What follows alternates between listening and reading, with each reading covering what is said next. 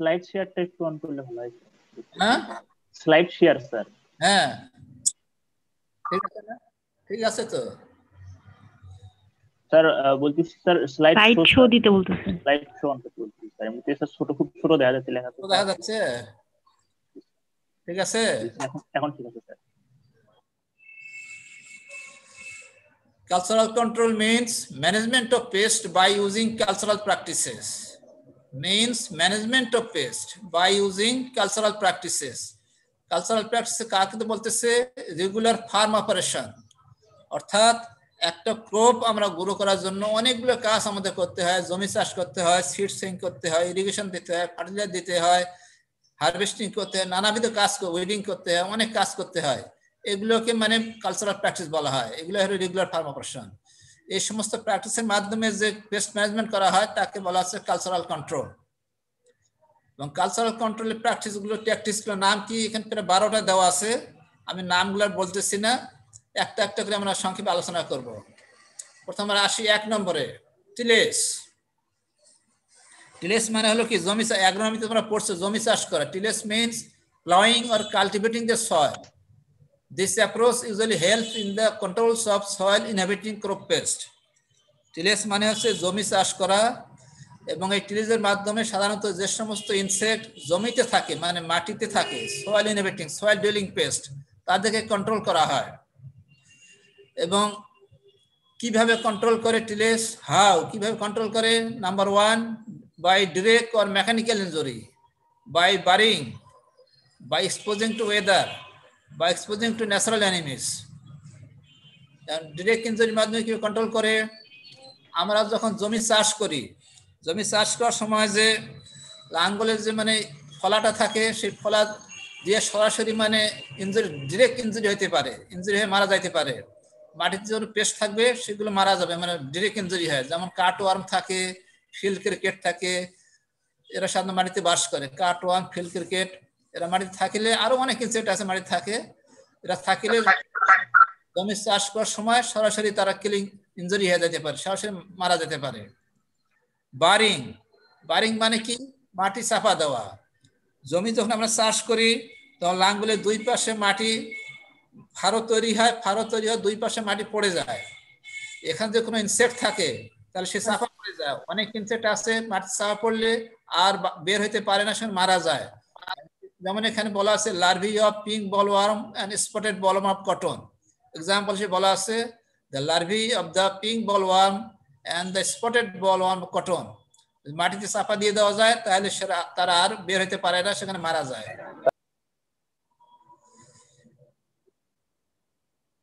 হ্যাঁ,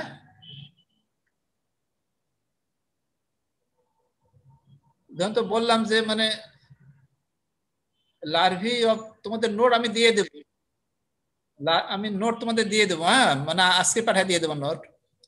এখানে বললাম যে পিঙ্ক মানে কটনের দুইটা পেস্ট আছে, ইম্পর্টেন্ট পেস্ট, একটা পিঙ্ক বলওয়ার্ম, একটা স্পটেড বলওয়ার্ম। ওদের লার্ভাল স্টেজটা যদি আমরা মাটিতে চাপা দিয়ে রাখতে পারি তাহলে তারা আর কখনো এখান থেকে অ্যাডাল্ট বাইরে আসতে পারে না, সরাসরি মারা যায়।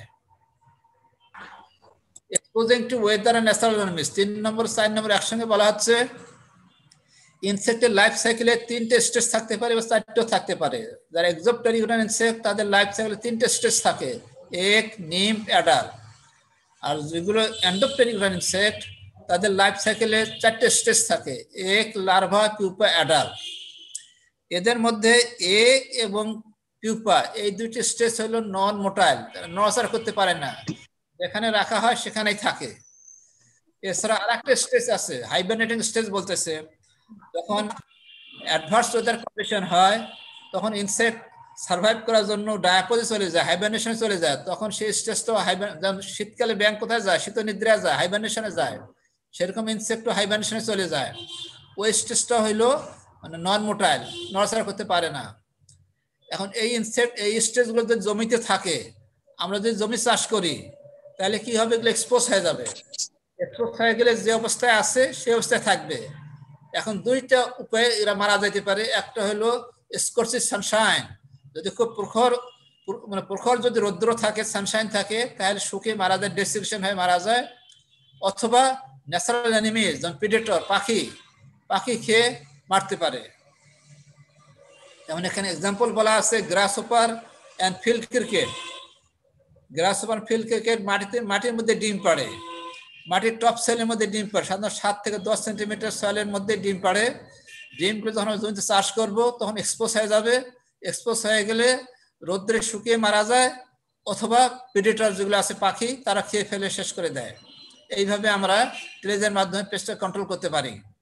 একটা হলো কি ডিরেক্ট ইনজুরি, আর একটা হলো কি বাই বারিং, একটা হলো by exposing to weather and natural enemies. এই যে এখানে আমরা একটা স্লাইড দেখতেছি, এখানে ট্রাক্টর দিয়ে জমি চাষ করতেছে, এখানে লাঙ্গল দিয়ে কান্ট্রি প্লাউ দিয়ে জমি চাষ করতেছে, জমি চাষ করতেছে, কিন্তু এখানে দেখো তো অনেকগুলো পাখি আছে না? পাখিরা কেন আছে? কারণ এখানে জমি চাষ করার সময় যে পোকাগুলো, যে ইনসেক্টগুলো বের হচ্ছে সেগুলো তার খাওয়ার জন্য আসছে। কাজে এরা প্রেডেটর, ন্যাচারাল প্রেডেটর, এইভাবে পেস্ট কন্ট্রোল করা যায়। Number 2, crop protection. Crop protection হচ্ছে কি cultivation of one crop followed by different non host crop. Cultivation of one crop followed by different non host crop, অর্থাৎ আমি একটা ক্রপ গ্রো করতেছি, grow করার পরে ওটা হারভেস্ট করার পরে অন্য আরেকটা ক্রপ লাগাবো, ওই ক্রপটা লাগাবো না। ওই ক্রপ লাগালে কি হবে, মনে করো রাইস আমি গ্রো করছি, রাইস গ্রো করার পর, রাইস হারভেস্ট করার পর যদি আবার রাইস লাগাই, তাহলে রাইসের মধ্যে যে পেস্টগুলো ছিল সেই পেস্টগুলো আবার খাবার পাবে, শেল্টার পাবে, যার ফলে আবার মানে তারা মানে কি হবে, মানে এস্টাবলিশ হয়ে যাবে। পরে যদি আবার রাইস লাগাই আরো এস্টাবলিশ হবে, আরো পেস্টের সংখ্যা আরো বেড়ে যাবে, যার ফলে এটা ম্যাক্সিমাম ক্ষতি করবে। কাজে আমরা রাইস লাগানোর পরে যদি রাইস না লাগিয়ে যদি পরের বার যদি আমরা অন্য কোনো ক্রপ যেমন জুট লাগাইলাম, তাহলে দেখা যাবে যে রাইসের যে পেস্টগুলো ছিল তখন তারা খাবার আর পাবে না, খাবার না পেয়ে তারা মারা যাবে। এটা হলো কর্পোরেশন। কর্পোরেশনের উদ্দেশ্যই হলো killing pest by starving with due to lacking of food. রোটেশনের মেইন উদ্দেশ্য হলো killing pest by starving due to lacking of food, খাবার অভাবে ইনসেক্ট মেরে ফেলা। যেমন এখানে একটা স্লাইড দেওয়া আছে, এই একটা ক্রপ, এই একটা ক্রপ, মানে এই ক্রপ হার্ভেস্ট করার পরে এই ক্রপ গ্রো করতে হবে, মানে একই ক্রপ গ্রো করা যাবে না। মানে এখানে আরেকটা স্লাইড দেওয়া আছে, রুট ক্রপ, ক্যারট দেওয়া আছে, পরে লিগুম দেওয়া আছে, লিগুমের পরে ব্রাসিকা, কলিফ্লাওয়ার, তারপরে কিউকার বিট। অর্থাৎ একটা ক্রপ হারভেস্ট করার পরে ওই ক্রপটা আমরা আর গ্রো করব না, অন্য ক্রপ গ্রো করব, যার ফলে হবে কি মানে খাবার অভাবে ইনসেক্ট মারা যাবে। কর্পোরেশন মিক্সড ক্রপিং, হলো মিক্সড ক্রপিং। এখানে কি করা হয়, more than one same piece of land, more than one crop is grown on the same piece of land, অর্থাৎ একই শুধু একটা কারেন্ট চলে গেছে, নেটওয়ার্কের সমস্যা, রেকর্ড থাকলে পরে করা যেত। একটা জমিতে শুধু একটা ফসল না, একাধিক ফসল আমরা গ্রো করব। more than one crop is grown on the same piece of land, একাধিক ফসল আমরা গ্রো করব। এখানে হয় কি, এখানে একাধিক ফসল গ্রো করলে হয় কি, এখানে এনভায়রনমেন্টাল ডাইভার্সিটি যেটা সেটা বেড়ে যায়, আর এনভায়রনমেন্টাল ডাইভার্সিটি বাড়লে পেস্ট পপুলেশন কমে যায়। এটা হলো এখানে আমরা হোইটের সঙ্গে মাস্টার্ড গ্রো করতে পারি, কটনের সঙ্গে গ্রাউন্ডনাট গ্রো করতে পারি, অনেক ক্রপ আছে। তোমরা অ্যাগ্রোনমিতে তোমরা অনেক ক্রপ বা সাথী ফসল আছে, সেখানে সেইভাবে মানে আমরা করতে পারি, মানে একাধিক ফসল, একটা ফসল না, এটা খেয়াল রাখতে হবে। যেমন এখানে আমরা ছবিতে যদি আমরা দেখি, এখানে একটা ফসল দেওয়া আছে লাইন মেথডে, তারপর একটা ফসল দেওয়া আছে, তিনটা ফসল এখানে পাশাপাশি চাষ করা আছে, তিনটা চারটা ফসল, এই একটা দুইটা তিনটা চারটা ফসল, চারটা ফসল এখানে পাশাপাশি চাষ করা আছে। এতে করে হয় কি, এনভায়রনমেন্টাল ডাইভার্সিটিটা বেড়ে যায়, যার ফলে পেস্ট পপুলেশন কমে যায়। এখানে আর একটা মিক্সড ক্রপিং, এখানে হলো ব্রডকাস্টিং মেথডে বিভিন্ন ধরনের ক্রপ একসঙ্গে একই জমিতে লাগানো আছে। স্যার, ডিফারেন্ট এনভায়রনমেন্ট হলে পেস্ট কেন মারা যাবে? এখানে ইকোলজিক্যাল ডাইভার্সিটি বেড়ে যায়, পেস্ট পপুলেশন কমে, যেটা মানে স্বতঃসিদ্ধ ব্যাপার। অনেক হোস্ট হয় তো, অনেক তারা ডাইভার্স হয়ে যায়, অনেক ক্রপের মধ্যে চলে যায়, ডাইভার্স হয়ে যায়। 4 number management of trap crops. Management of যে যে ক্রপে যে যে ইনসেক্ট পেস্ট ইনফেস্ট করে সেগুলো আলাদা আলাদা ভাবে বসবে। হ্যাঁ, আলাদা আলাদা হয়ে যায়, ভাগ হয়ে যায়, ইনফেকশন কমে যায়। Trap cropping is the planting of an attractive host plant to lure insect pest away from the main crop. And কি বলতেছে, trap cropping is the planting of an attractive host plant to lure insect pest away from the main crop. অর্থাৎ আমি বুঝাই দেই, মনে করো তোমরা হলের মধ্যে আসো, তোমরা মানে ক্লাস করে তোমরা হলে গেছো, 12টার সময় ক্লাস করে হলে চলে গেছো, হলে গোসল টোসল করার পর তোমরা খাইতে যাবে, ডাইনিং হলে যাবে, দেখা যাচ্ছে ডাইনিং হলের গেট বন্ধ।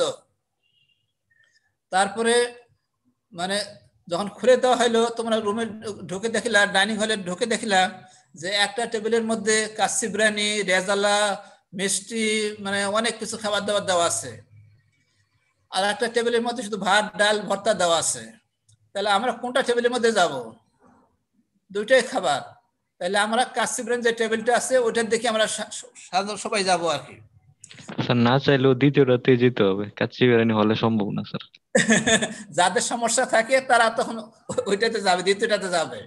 বেশিরভাগই আমরা করবো কি, যেটা মানে পোলাও রোস্ট দেওয়া আছে, কাবাব দেওয়া, সেটাতে আমরা যাব।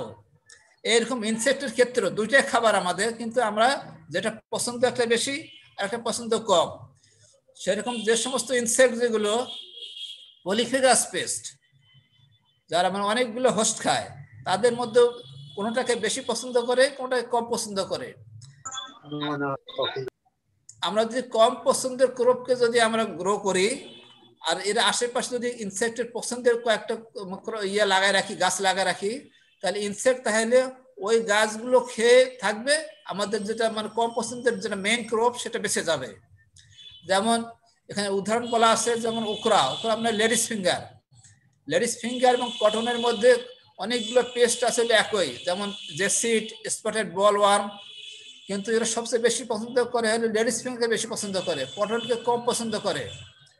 আমরা যদি কটন ফিল্ডের আশেপাশে যদি কিছু লেডিস ফিঙ্গার লাগায় রাখি, তাহলে দেখা যাবে যে এই সমস্ত পেস্ট করবে কি, লেডিস ফিঙ্গার খাওয়া নিয়ে ব্যস্ত থাকবে, কটনে কোনো ক্ষতি করবে না। এটা একটা মানে আমরা যদি এখানে দেখি একটা মডেল, যে মেইন ক্রপ মাঝখানে গ্রো করা আছে কম পছন্দের, আর পাশে হলো ট্রাপ ক্রপ দেওয়া আছে পছন্দের ক্রপ। ইনসেক্ট এই ট্রাপ ক্রপ নিয়ে ব্যস্ত থাকবে, খাওয়া নিয়ে, মেইন ক্রপে কোনো ক্ষতি করবে না। এখানে যদি আমরা বাস্তবে দেখি, যেমন এখানে টমেটো হলো মেইন ক্রপ, টমেটোর মধ্যে একটা পেস্ট আছে হলো কি টমেটো ফ্রুট ব্রার, যে টমেটো যেটা হয় সেই টমেটোকে তারা ছিদ্র করে ভেতরে খেয়ে নষ্ট করে ফেলে। টমেটো ফ্রুট ব্রারের সবচেয়ে পছন্দের খাবার হলো সরগম, সানফ্লাওয়ার। টমেটো তার অ্যাটাক করে, কিন্তু তাদের এটা মানে অত পছন্দের না। এখন যদি টমেটো ফিল্ডের আশেপাশে যদি আমরা কিছু সরগম, কিছু সানফ্লাওয়ার লাগাই দিয়ে রাখি, তাহলে সেখানেই তারা খাওয়া নিয়ে ব্যস্ত থাকবে, টমেটো ফিল্ডে তারা কোনো ক্ষতি করবে না। এটা একটা প্র্যাকটিস। কারণ এখানে যদি আমরা দেখি যে টমেটো ফিল্ডের মাঝখানে গাঁদা ফুল লাগানো আছে, মানে এখানে আবার একটা কমন আছে কি, মাইট আছে, টমেটো মাইট এবং টমেটো এফিড আছে। টমেটোকে এরা কম পছন্দ করে, কিন্তু গাঁদা ফুলকে সবচেয়ে বেশি পছন্দ করে, কাজে এরা গাঁদা ফুল নিয়ে ব্যস্ত থাকবে, টমেটোর কোনো ক্ষতি করবে না। স্যার আমরা এই ট্র্যাপ সিস্টেমে এরকম কি করতে পারি, মানে আমার মেইন ক্রপ যদি হয় সরগম, হ্যাঁ এখন সরগম তো এরা বেশি পছন্দ করে, পেস্টের জন্য তো বেশি পছন্দ, তাই এটা আমার যদি মেইন ফিল্ডে থাকে, আর আমরা এর বাইরে দিয়ে যদি যেটা অপছন্দ করে যেমন টমেটো যদি লাগাই, তাহলে কি পেস্ট এরকম হতে পারে যে হচ্ছে ও অ্যাটাক করবে না, মানে সরগমে আসবে না? না, সরগমেই আসবে। ও তাহলে হচ্ছে আমি অপছন্দের ওই ক্রপটা দিয়ে এটা প্রিভেন্ট করতে পারবো না। যখন আমি অপছন্দের ক্রপটা লাগাবো, তখন পছন্দের ক্রপ আশপাশ দিয়ে লাগাবো। পছন্দের ক্রপ লাগালে তখন অন্য ব্যবস্থা নিতে হবে, এই ব্যবস্থা কাজ করবে না। আচ্ছা। Timing of planting and harvesting,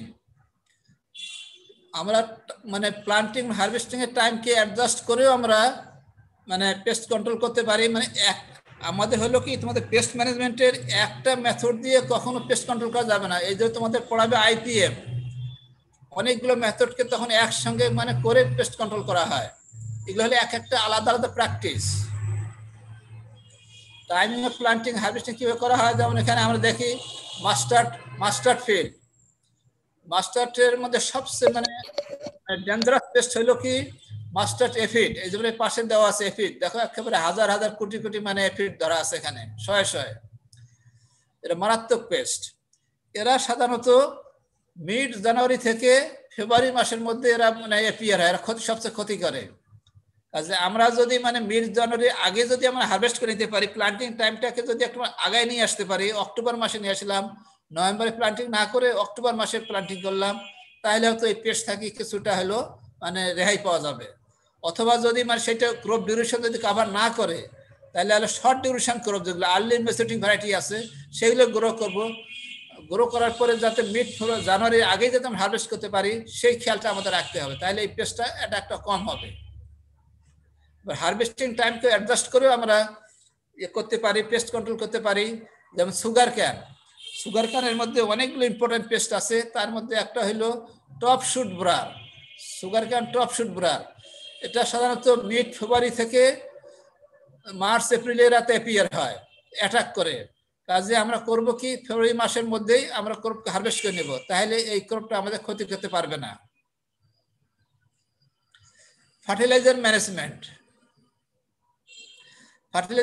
আমাদের যে কোনো করতে হলে আমাদের ফার্টিলাইজার অ্যাড করতে হয়। সাধারণত আমরা বেশিরভাগ ক্ষেত্রে 3 ধরনের ফার্টিলাইজার অ্যাড করি।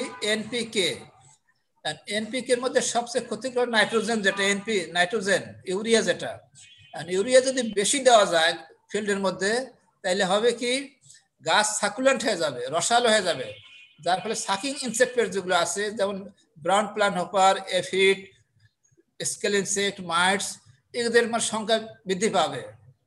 তাতে আমরা করব কি যে রিকমেন্ডেড ডোজ অফ ফার্টিলাইজার আছে সেটাই আমরা প্র্যাকটিস করব। আমরা হাই ডোজ কখনো ইউজ করব না, বিশেষ করে ইউরিয়ার ক্ষেত্রে। যেমন এখানে একটি স্লাইড দেখা যাচ্ছে, বাম পাশের স্লাইডের মধ্যে ক্যাবেজের পাতার মধ্যে এই যে ইনসেক্ট দেখা যাচ্ছে, এটা হলো এফিড। ইউরিয়া সার বেশি হওয়াতে এফিডের সংখ্যা অনেক বেড়ে গেছে, সাকুলেন্ট হয়ে গেছে পাতা, মানে অনেক তারা মানে সংখ্যা বৃদ্ধি পাচ্ছে। ডান পাশে দেওয়া আছে হলো রাইস ফিল্ডে দেখা যাচ্ছে সব ওই যে অনেক জায়গায় মারা গেছে গাছ, এখানে ব্রাউন প্লান্ট হপার অ্যাটাক করছে, যেহেতু ইউরিয়ার সার বেশি দেওয়া হয়েছে, যার ফলে ব্রাউন প্লান্ট হপার অ্যাটাক করছে। কাজে আমরা খেয়াল রাখবো যাতে ইউরিয়া সার বেশি না হয়, রিকমেন্ডেড ডোজ যাতে আমরা দিতে পারি জমির মধ্যে। ওয়াটার ম্যানেজমেন্টের দুইটা পার্ট আছে, একটা ইরিগেশন, একটা ড্রেনেজ। ইরিগেশন মানে হলো ওয়াটার অ্যাড করা, আর ড্রেনেজ মানে হলো ওয়াটার বের করে দেওয়া। ওয়াটার অ্যাড করে আমরা কিভাবে পেস্ট কন্ট্রোল করতে পারি, যদি আমরা একটা মানে আমরা মনে করি একটা নার্সারি ফিল্ড আছে, নার্সারি ফিল্ডের মধ্যে টমেটো চারা আছে, ক্যাবেজের চারা আছে, কলিফ্লাওয়ার, গাজর, সব কিছু দেওয়া চারা আছে নার্সারির মধ্যে। আমি বিকেলবেলা দেখে আসলাম, আমার সন্ধ্যার সময় দেখে আসলাম আমাদের নার্সারি সুন্দর আছে।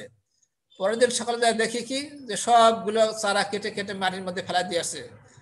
এই কাজটা কে করে? দুইটা পোকা আছে, দুইটা ইনসেক্ট পেস্ট আছে, একটা হলো কাটওয়ার্ম, একটা হলো ফিল্ড ক্রিকেট। এই কাজটা করে থাকে। কাজে আমরা যদি নার্সারি বেডটা ওরা করে কি, কাটার পরে এরা খায় না খুব একটা, এরা মানে 2-1টা খায় আর বেশিরভাগ কেটে রাখে, এবং ওই ফিল্ডের মধ্যেই তারা মাটির মধ্যে গর্তে ঢুকে পড়ে। তাহলে আমরা যদি মানে ওই ফিল্ডটাকে যদি আমরা পানি দিয়ে যদি ফ্লাড ইরিগেশন দিয়ে দেই, তাহলে পোকাগুলো বের হয়ে আসবে, তাহলে আমরা মেরে ফেলতেও পারি, পাখিরও খেয়ে ফেলতে পারে। মানে ফ্লাড ইরিগেশন দিলে তাদের কন্ট্রোল করা যায়। ড্রেন যেমন এখানে কাটওয়ার্ম দেওয়া আছে, যেমন গাছ কেটে মানে তারা যে এখানে ইয়ে করতেছে, এই যে ফিল্ড ক্রিকেট ডান পাশে গাছ কাটার পর তার মাটির মধ্যে ঢুকে পড়তেছে। ড্রেনেজের মাধ্যমে কিভাবে কন্ট্রোল করতে পারি? সাধারণত দুইটি পোকা আছে ইম্পর্টেন্ট, একটা বিপিএস, ব্রাউন প্লান্ট হপার, আর একটা রাইস কেস ওয়ার্ম। এই দুটো পেস্টকে সাধারণত আরো আছে পেস্ট, এই দুটো পেস্ট উদাহরণ হিসেবে বলা হচ্ছে, আমরা কন্ট্রোল করতে পারি। যেমন রাইস কেস ওয়ার্ম এখানে এক্সাম্পল দেওয়া আছে। রাইস কেস ওয়ার্মটা কখন অ্যাটাক করে? আমরা যখন ট্রান্সপ্লান্ট আমন যখন লাগাই, ট্রান্সপ্লান্ট আমন লাগানোর পরে যখন সেখান থেকে নতুন নতুন টিলার বাইরে হয়, যখন সেই টিলার তখন সেই সময় তারা অ্যাটাক করে। টিলারের মধ্যে তারা করে কি, গাছের পাতার মধ্যে তারা গাছের মাথার মানে টিপটাকে কেটে একটা কেস তৈরি করে, কেস তৈরি ঝুলে থাকে। ঝুলে থাকার পরে এই যেখানে ঝুলানো, এখানে ঝুলানো আছে, ঝুলে থাকার পরে এর মধ্যে থাকে, তারপর তার সারাদিন সারা রাত খাওয়ার পরে আবার কেজের মধ্যে ঢুকে থাকে। যখন একটা টিলের খাওয়া হয়ে যায় তখন তারা করে কি কেসটাকে তার পানিতে ফেলে দেয়। এই যেমন কেস অনেকগুলো ফেলে দেওয়া আছে, এটা পানিতে ভেসে ভেসে আর একটা টিলের কাছে আসে, এই টিলের মধ্যে বের হয়ে আবার ওঠে, তারা একই কাজ আবার করতে থাকে, এইভাবে সমস্ত ফিল্ডটাকে তারা শেষ করে দেয়। কাজে এখানে পানির মাধ্যমে তারা এক জায়গা থেকে আরেক জায়গায় স্প্রেড হচ্ছে। এখান থেকে জমি থেকে আমার পানিগুলো বের করে দেয়, তাহলে তারা আর এখানে স্প্রেড করতে পারবে না। সেরকম বিপিএস যেটা ব্রাউন প্লান্ট হপার, এটাকে বলা হয় water loving insect, moisture loving insect বলা হয়। এরা যদি মানে পানি থাকে জমিতে তখন এদের পপুলেশন অত্যাধিক বৃদ্ধি পায়। কাজে এদের অ্যাটাক হইলে জমি থেকে আমার পানি বের করে দেব, বের করে দিলে এদের মানে পপুলেশন কমে যাবে। Pruning, defoliation and topping. Pruning, defoliation and topping. গাছের মধ্যে এখানে কি বলতেছে, গাছের মধ্যে অনেক সময় মরা ডাল থাকে, মানে প্যারাসাইটিক প্লান্ট থাকে, এই সমস্ত জায়গায় অনেক ইনসেক্ট পেস্ট কি করে আশ্রয় নিয়ে থাকে, শেল্টার নিয়ে থাকে। কাজে আমরা করব কি, মরা ডাল প্যারাসাইটিক প্লান্ট যেগুলো আছে সেগুলো আমরাকে সরাই ফেলাই দেবো, গাছ থেকে পরিষ্কার করব। যেমন ম্যাঙ্গো উইভিল, ম্যাঙ্গো উইভিল একটা পেস্ট আছে, এটা সাধারণত মরা ডাল, গাছের প্যারাসাইটিক প্লান্ট এসব জায়গায় থাকে। কাজে আমরা যদি গাছের ওই ডালগুলো, মরা ডাল পরিষ্কার করে দেই, তাহলে সেখানে তারা থাকতে পারবে না এবং অ্যাটাক করতে পারবে না। এরকম অনেকগুলো এক্সাম্পল এখানে দেওয়া আছে। যেমন এখানে দেখা যাচ্ছে যে অযাচিত ডাল কেটে ফেলতেছে, যেমন মরা ডাল এখানে সরাই ফেলতেছে। যেমন টপিং, টপিংটা হলো কি, এখানে এক্সাম্পল দেওয়া আছে রাইস স্প্রে, যেখানে রাইস স্প্রে দেওয়া আছে। রাইস স্প্রে করে কি, এরা ধান গাছের যে পাতার যে শীর্ষ দেশে টিপে টিপে এরা ডিম পাড়ে, ডিম পাড়ার পরে এখান থেকে লার্ভা বের হয়, সে লার্ভা টিপের মধ্যেই খায়, মাইনার হিসেবে খায়, টিপের মধ্যেই থাকে। কাজে টিপের মধ্যে কি থাকতেছে, লার্ভা থাকতেছে এবং ডিম থাকতেছে। কাজে আমরা যদি ধান খেতে যদি আমরা টিপগুলো মানে 2 থেকে 4 সেন্টিমিটার যদি 5 সেন্টিমিটার যদি আমরা কেটে আমরা গরুকে খাওয়াই দেই, তাহলে এই সঙ্গে হবে কি, রাইস হিসপার যে গ্রাম ডিম ছিল সেগুলোকে আমরা রিডিউস করতে পারলাম, মিনিমাইজ করতে পারলাম। কাজে একটা হলো প্রুনিং গেল, একটা হলো টপিং গেল, দুইটা পার্ট গেল। ক্লিন অ্যান্ড হেলদি সিড, এখানে দেখো স্লাইডের মধ্যে দেওয়া আছে হেলদি সিড, বাম পাশে হেলদি সিড দেওয়া আছে, ডান পাশে দেওয়া আছে ইনসেক্ট ইনফেস্টেড সিড। আমরা যদি হেলদি সিড লাগাই, এখান থেকে যে সিডলিং বাইরে হবে সেটা ভিগোটা সবচেয়ে হেলদি হবে এবং ভালো হবে। আর যদি ইনসেক্ট ইনফেস্টেড যদি আমরা সিড লাগাই, সিডলিং এর ভিগোটা খুব খারাপ হবে। কারণ সিডলিং যখন বের হয়, বের হওয়ার পরে প্রথম কয়েকদিন তারা কোথা থেকে খাবার নেয়, প্রথম কয়েকদিন তারা সিড কোটিলিয়ন থেকে খাবার নেয়।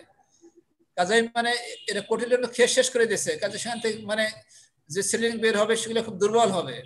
কাজে আমরা যে সিডটা মানে আমরা যে সিড লাগাবো সেটা যেন হেলদি হয়, হেলদি সিড হয়, এই একটা পার্ট। আর একটা পার্ট হলো কি, সিডের মাধ্যমে অনেক সময় ইনসেক্ট এন্ড প্যাথোজেন এক জেনারেশন থেকে আরেক জেনারেশনে ক্যারি ওভার করে, এক জেনারেশন থেকে আরেক জেনারেশনে ক্যারি ওভার করে। সাধারণত প্যাথোজেন বেশিরভাগ ক্ষেত্রেই সিড বর্ন প্যাথোজেন তারা ক্যারি ওভার করে, ইনসেক্ট খুব কম করে। তবে একটা ইনসেক্ট যেমন আছে পিঙ্ক বলওয়ার্ম, পিঙ্ক বলওয়ার্ম তারা মানে সিডের মাধ্যমে তারা এক জেনারেশন থেকে আরেক জেনারেশন ক্যারি ওভার করতে পারে। কাজে আমরা ওই সিড লাগাবো না, ইনসেক্ট মানে সহকারী সিড লাগাবো না, তা নাহলে ওই সিড থেকে আবার ইনসেক্ট আবার পরবর্তী বছরে অ্যাটাক করবে। কাজে আমরা যে সিড লাগাবো সেটা যেন হেলদি হয় এন্ড ইনসেক্ট ফ্রি সিড হয়, সেদিকে আমাদের খেয়াল রাখতে হবে। রেসিস্ট্যান্ট ভ্যারাইটিস, রেসিস্ট্যান্ট ভ্যারাইটিস হলো কি, আমরা তো অনেক ভ্যারাইটি আছে আমাদের ডেভেলপ করা হয়েছে রেসিস্ট্যান্ট ভ্যারাইটি। রেসিস্ট্যান্ট ভ্যারাইটি হলে তাদের মধ্যে ইনসেক্ট সাথে অ্যাটাক করে না। এখন অনেক এক্সাম্পল দেওয়া, সাধারণত দেশি ভ্যারাইটি গুলো মানে কম সাস্টেবল হয়, ইন্ডিজিনাস ভ্যারাইটি যেগুলো। তারপর rice variety BR1, BR25, BR26, tomato 16, বাড়ি টমেটো 16। এখন নতুন একটা ভ্যারাইটি বার করছে বিটি ব্রিঞ্জাল, ব্যাসিলাস থুরিনজেন্সিস এর জিন মানে ব্রিঞ্জালের মধ্যে ইনসার্ট করে দিয়ে সেখানে একটা স্ট্যান্ড ভ্যারাইটি বার করছে বিটি ব্রিঞ্জাল। এরকম যেগুলো স্ট্যান্ড ভ্যারাইটি আছে সেগুলো আমরা গ্রো করব, যেগুলো সাসেপ্টেবল আছে সেগুলো আমরা গ্রো করব না, সেদিকে খেয়াল রাখতে হবে। এই যেমন এখানে ছবির মধ্যে দেখা যাচ্ছে রাইস, রাইস হলো যে এখানে ডান মানে দেখে দেখা যাচ্ছে কন্ট্রোল C দেওয়া আছে, এখানে হলো মানে নর্মাল রাইস। আর টি যেটা বলা আছে সেটা হলো রেজিস্ট্যান্ট রাইস। রেজিস্ট্যান্ট রাইসের মধ্যে কোনো অ্যাটাক হয় নাই, যেটা কন্ট্রোল যেটা নর্মাল রাইস যেটা সেটা কিন্তু অনেক অ্যাটাক হয়েছে। নেক্সট যদি আমরা ছবি দেখি, এখানে টমেটোর চারা আছে, বিটি টমেটো, এখানে কোনো ইনসেক্ট ইনফেকশন হয় নাই, কিন্তু এখানে দেখা যাচ্ছে যে ইনসেক্ট শেষ করে দিচ্ছে। ডান পাশে কলিফ্লাওয়ার চারা আছে, এখানে কোনো ইনসেক্ট ইনফেকশন হয় না, বিটি কলিফ্লাওয়ার, আর এই দুটোকে শেষ করে দিচ্ছে। তাই যদি আমরা রেজিস্ট্যান্ট ভ্যারাইটি গ্রো করবো, মানে সাস্টেনেবল ভ্যারাইটি গ্রো করবো না, সেদিকে খেয়াল রাখতে হবে। যেমন এখানে বিটি ব্রিঞ্জাল, বিটি ব্রিঞ্জাল এখানে দেওয়া আছে, এখানে কোনো অ্যাটাক করে নাই, কিন্তু এখানে দেখো অনেকগুলো অ্যাটাক করছে। এখানে নর্মাল দেখো, নর্মাল বিটি মানে নর্মাল কটন শেষ করে দিয়েছে, এখানে বিটি কটন কোনো অ্যাটাক করতে পারে নাই, এখানে অ্যাটাক করার চেষ্টা করছিল কিন্তু বাঁচতে পারেনি, মারা গেছে। বিটি মেজ দেখো এখানে সবাই ভালো আছে, এখানে বিটি মেজ খেয়ে শেষ করে দিচ্ছে। কাজে মেইন কথা হচ্ছে আমরা রেজিস্ট্যান্ট ভ্যারাইটি গ্রো করবো, বিটি বলে কথা নেই, রেজিস্ট্যান্ট ভ্যারাইটি গ্রো করবো। প্লান্টিং ডিস্টেন্স, প্লান্টিং ডিস্টেন্স প্রত্যেকটা ক্রপের মধ্যে একটা রিকমেন্ডেড ডিস্টেন্স মেনটেন করার কথা বলা আছে। Line to line, row to row, এদিকে আমরা খেয়াল রাখবো। প্লান্টিং ডিস্টেন্স মানে রাইসের ক্ষেত্রে যদি আমরা মনে করি, রাইসকে যদি আমরা রিকমেন্ডেড ডিস্টেন্স মেনটেন না করে যদি ঘন ঘন করে লাগাই, তাহলে কি হবে, ক্যানোপি খুব বেড়ে যাবে। ক্যানোপি বাড়লে নিচে, ক্যানোপির নিচে যে গাছের গোড়ার দিকে ক্যানোপির নিচে যে কন্ডিশন যেটা মাইক্রো ক্লাইমেট, সেটা হিউমিড হয়ে যাবে, ময়েশ্চার বেড়ে যাবে, হিউমিড হয়ে যাবে। হিউমিড হয়ে গেলে তাহলে ময়েশ্চার লাভিং যে ইনসেক্ট, ব্রাউন প্লান্ট হোপার, তাদের সংখ্যা বেড়ে যাবে। কাজে আমরা করবো কি, প্রত্যেকটা ক্রপের যে রিকমেন্ডেড যে ডিস্টেন্স যেটা মেনটেন করার কথা, সেটি আমরা মেনটেন করব। যেমন এখানে যেমন ব্রাউন প্লান্ট হবে ছবি দেওয়া আছে, ব্রাউন প্লান্ট সাধারণত গাছের নিচের দিকে থাকে, এই যেখানে গাছের নিচের দিকে আছে, এই যে এখানে মানে অ্যাটাক করছে, অ্যাটাক করে শেষ করে দিচ্ছে ব্রাউন প্লান্ট হোপার। কাজে আমরা ডিস্টেন্স মেনটেন করবো, যেটা রিকমেন্ডেড ডিস্টেন্স আছে সেটা আমরা মেনটেন করব। Field sanitation, field sanitation, destruction of crop residues, অনেকগুলো পয়েন্ট আছে ক্রপ রেসিডিউস। মনে করো আমরা যে ধান কেটে নিয়ে আসলাম, ধান কেটে নিয়ে আসার পরে ওখানে যে অংশটা আমরা জমিতে রেখে আসি সেটাকে কি বলা হয়, স্টাবল বা নাড়া বলা হয়, স্টাবল। সেই স্টাবলের মধ্যে অনেক ইনসেক্ট থাকে, হাইবারনেশন স্টেজে থাকে। কাজে এইগুলোকে যদি আমরা ডিস্ট্রয় করে দিতে পারি, তাহলে সেখানে আর পরের বছর সেখান থেকে বা পরের সিজনে আর কোনো পেস্ট অ্যাটাক করতে ইমার্জ করতে পারবে না, অ্যাটাক করতে পারবে না। কাজে আমরা পুরো হারভেস্ট করার পরে যে স্টাবল যেটা জমির মধ্যে থাকে সেটা আমরা ডিস্ট্রয় করে দেবো। যেমন এখানে আমরা ছবির মধ্যে দেখতেছি, যেমন এখানে ট্রাক্টর দিয়ে জমি যে হারভেস্ট যেটা স্টাবল শেষ করে দিচ্ছে, এখানে আগুন লাগাই দিয়ে শেষ করে দিচ্ছে। তারপর বিতে বলছে কি, destruction of left over in orchard or garden. অনেক সময় গাছের মধ্যে অনেক ফলমূল হয়, বাগানে অনেক ফলমূল হয়, সেখানে ইনসেক্ট অ্যাটাক করে। ইনসেক্ট অ্যাটাক করার পরে সেই ফলমূল বা ভেজিটেবলসকে মাটিতে ফেলায় দেয়, যে মাটির মধ্যে পড়ে থাকে সেই মাটি মানে সেই মানে ফলের মধ্যে বা সেই ভেজিটেবলসের মধ্যে ইনসেক্ট থাকে, সেইগুলোকে আমাদের ডিস্ট্রয় করে ফেলতে হবে। তা নাহলে সেখান থেকে আবার ইনসেক্ট বের হয়ে আবার অ্যাটাক করবে। কাজ সেই জিনিসটা আমাদের খেয়াল রাখতে হবে। যেমন এখানে বলা আছে, এখানে ছবি দেওয়া আছে, যেমন একটা যেমন গোয়াভা, পেয়ারা, পেয়ারা যে ছবির মধ্যে দেখা যাচ্ছে, গোয়াভা ফ্রুট ফ্লাই এখানে অ্যাটাক করে, অ্যাটাক করে কি অবস্থা সৃষ্টি করে, সেই গোয়াভা খাওয়া যায় না, এই গাছের নিচে মানে এরা ফেলে দেয়, মানে অ্যাটাক করার পরে গাছের নিচে অনেক ফ্রুটস পড়ে যায়, এইগুলো আপনাকে ডিস্ট্রয় করতে হবে। কারণ এর মধ্যে মানে এদের লার্ভা আছে, এখান থেকে আবার বাইরে আবার অ্যাটাক করবে, কাজে এগুলো পরিষ্কার রাখতে হবে। স্যার পেয়ারার মধ্যে ভিতরে পোকা আসে কোত্থেকে স্যার? বাইরে থেকে দেখা যায় কোনো অ্যাটাক হয়নি, কিন্তু ভিতরে দেখা যায় পুরো নষ্ট হয়ে গেছে, এটা কিভাবে হয়? এটা হয় কি, যত তোমাদের একটু ফাইনাল ইয়ারে পড়াবে, তোমাদের মানে যেমন ম্যাঙ্গো, আমরা যে বাজার থেকে আম কিনি তাই না, বাজার থেকে আম কিনলে বিশেষ করে ময়মনসিংহ এরিয়ার যে আম যেটা, এর মধ্যে প্রায় এই পোকা দেখা যায়। সেটার নাম হলো ম্যাঙ্গো উইভিল, সেটার নাম হলো ম্যাঙ্গো উইভিল। এরা করে কি, আমটা যখন একটা সাইজেবল আসে, মানে পাকার অনেক আগে আম মানে যখন ওই যে আটিটা আসে না, আটি স্টেজে, এই সময় তারা আমের মানে সারফেসের মধ্যে ডিম পাড়ে। ডিম পাড়ার পরে এখান থেকে যে মানে ম্যাগট যেটা বাইরে হয় লার্ভা সেটা ছিদ্রকে ভিতরে ঢুকে যায়, আমটা তখনও গ্রোইং স্টেজে থাকে, যারপরে তখন ছিদ্রটা কি হয়ে যায়, বন্ধ হয়ে যায়।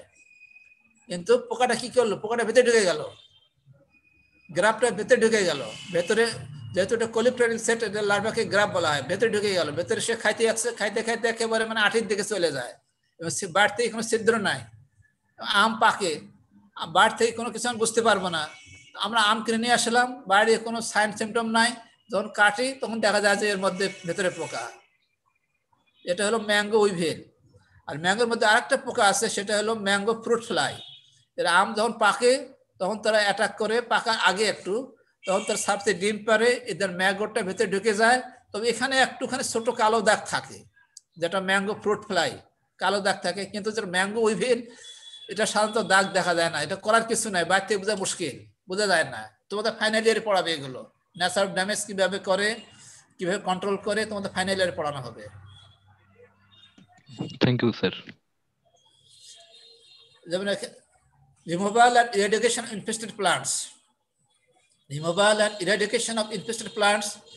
এখন জমির মধ্যে অনেকগুলো মানে জমির মধ্যে অ্যাটাক করছে ইনসেক্ট, অ্যাটাক করার পর অনেক সিমটম দেখা দেয়।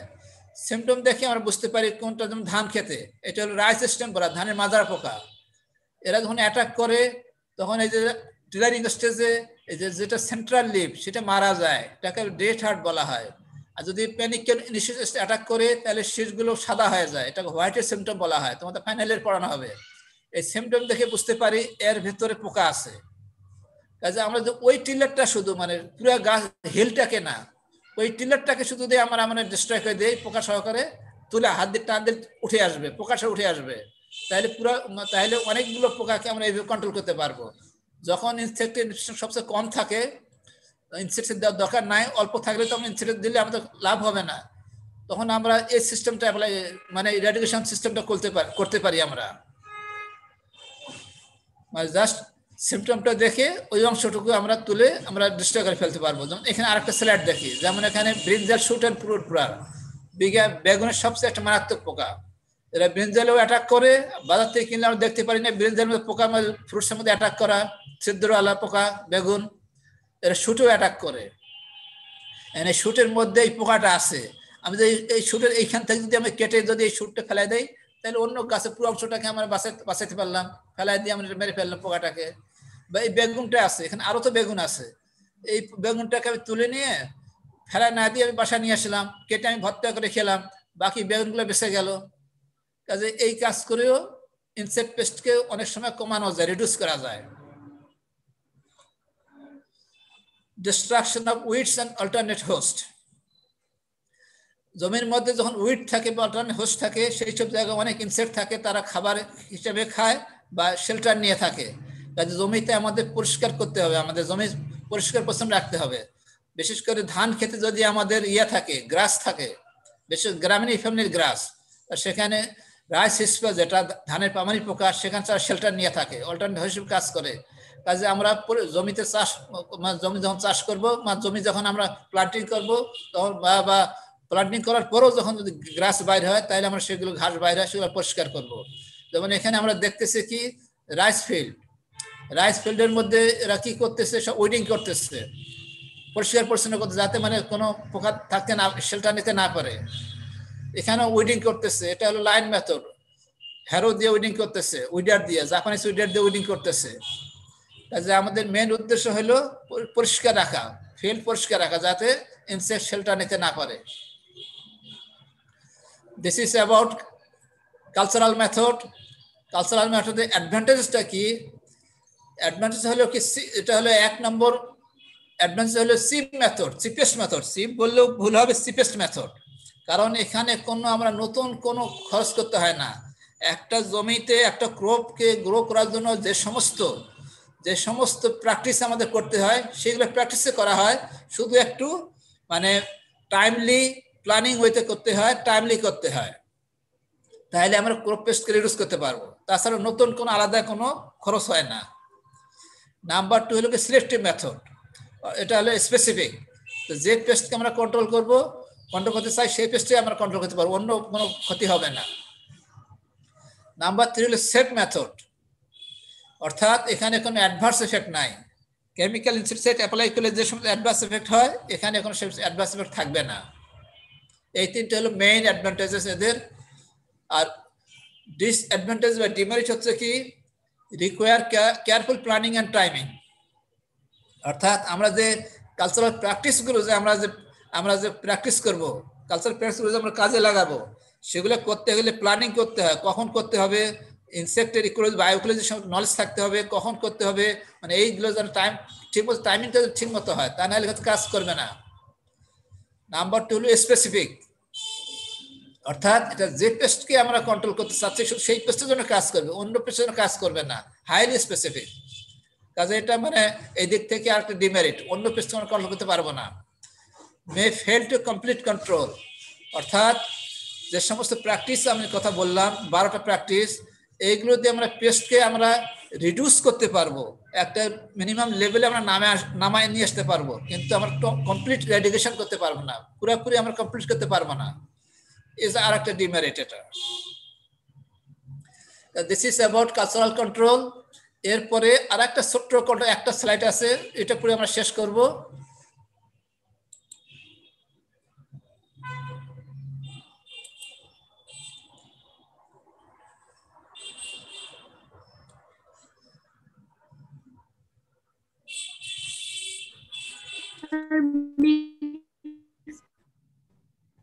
ক্রপিংটা যদি আরেকবার একটু বুঝিয়ে দিতেন। হ্যাঁ, মিক্সড ক্রপিং। মিক্সড ক্রপিংটা হলো কি, একটা জমিতে আমরা একটা ক্রপ লাগাবো না, অনেকগুলো ক্রপ লাগাবো। অনেকগুলো ক্রপ লাগালে হবে কি, এনভায়রনমেন্টাল ডাইভার্সিটি, বায়োডাইভার্সিটি। বলছিলাম মিক্সড ক্রপিং। হ্যাঁ,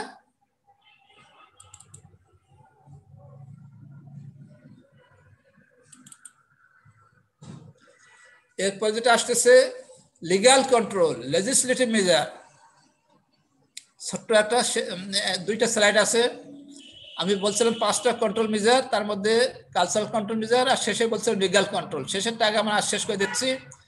legal control itself is not a control measure. Legal কন্ট্রোলটা এটা কন্ট্রোল মেজার না, রাদার সাম রেগুলেশন। হ্যাঁ, ও আচ্ছা আচ্ছা,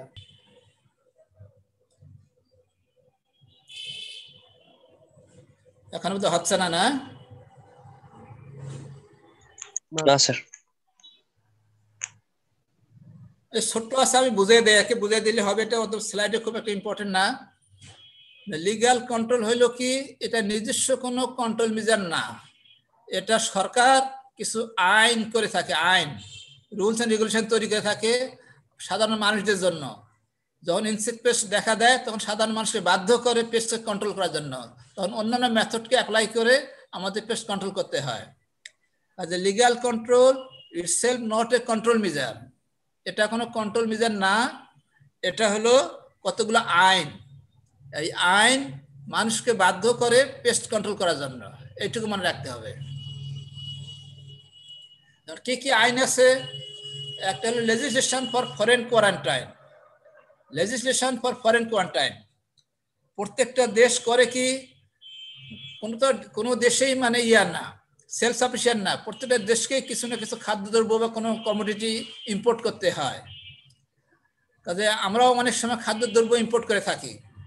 যখন খাদ্য ইম্পোর্ট করবো তখন কোন দিক দিয়ে আসবে, হয়তো সি পোর্ট দিয়ে আসবে, না ল্যান্ড পোর্ট দিয়ে আসবে, না হলে এয়ারপোর্ট দিয়ে আসবে।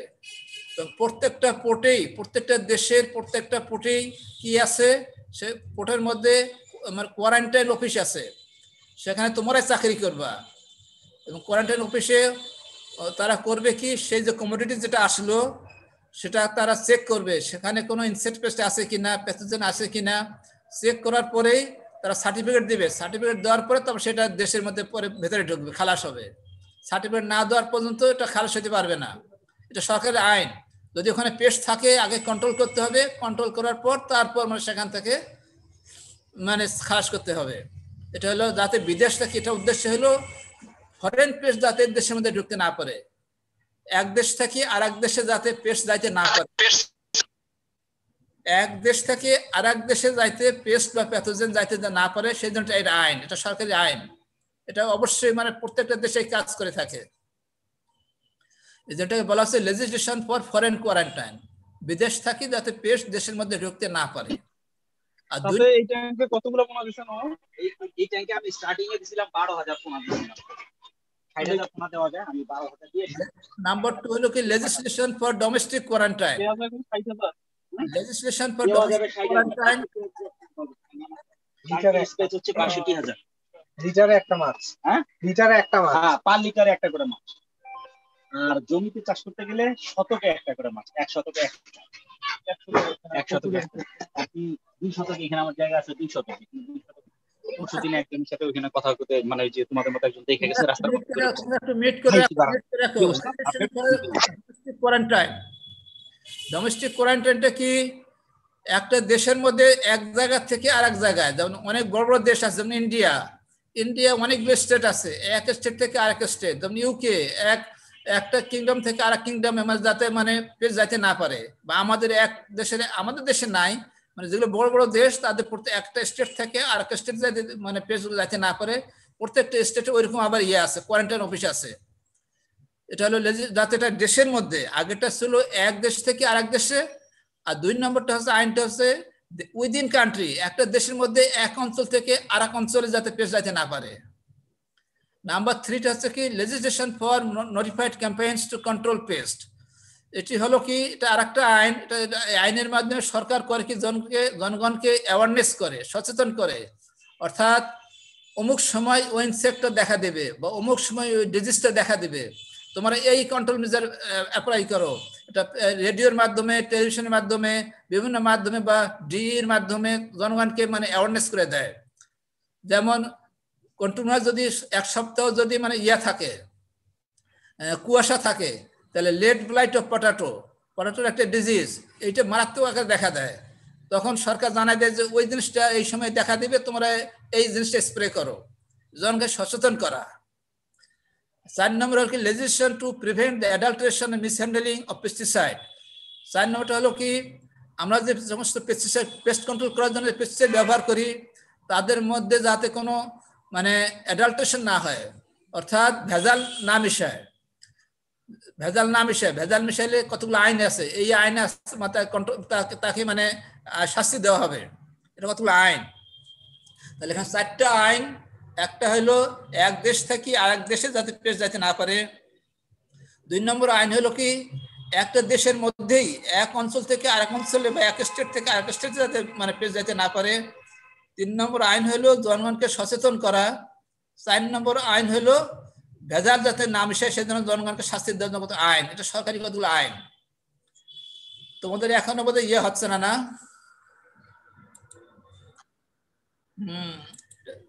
সমস্যা হয় আসলে এইগুলো, মানে